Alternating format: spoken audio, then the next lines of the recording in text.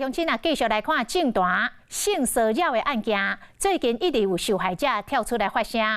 有一个女导演伫个面册来指控，2010年接受民进党一个政客的请托，来拍摄到高雄市长选举的影片。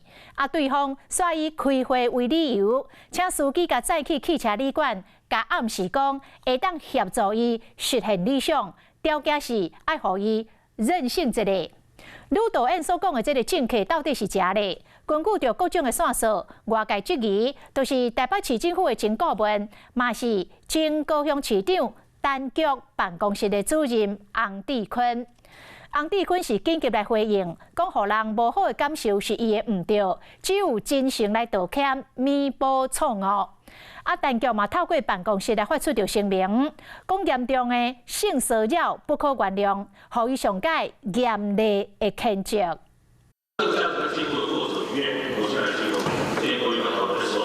徛伫前台北市长郭文泰的边仔，面对着议员的质询，喙水真好。伊是前台北市府的顾问洪智坤，如今却互点名，过去艺术牵涉着性骚扰。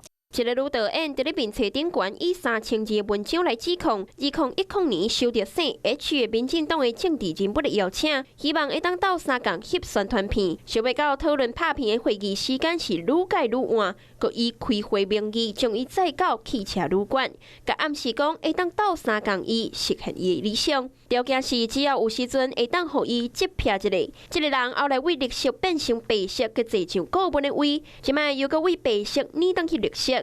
洪智坤嘛伫咧昨暗时紧急来发文章，讲互人无好的感受是伊的唔对，敢若真心回心力来改进弥补伊的过错。那他个人的行为，我觉得他必须要面对大众对他的质疑啊。那如果有任何不管是性骚扰或性侵害的话，我支持被害者呢要能够按照合法的管道或是相关的管道，然后来提出来保障他自己个人的权益。单局嘛发出着声明，讲感觉真艰苦嘛真歹势。导演所遭遇的已经唔是洪智坤所讲的无好的感受，是严重的性骚扰，未当原谅，会予伊上严厉的谴责。那洪智坤当初时离开单局的团队了后，2014年伫咧台北市选战的期间做郭文泰的幕僚，伫郭文泰当选了后，进入市府来做顾问，后来转去台南做市政府无客薪水顾问，不过已经伫去年离开台南市府。跟我什么关系？因为他曾经担任过你的顾问。我天哪，哇！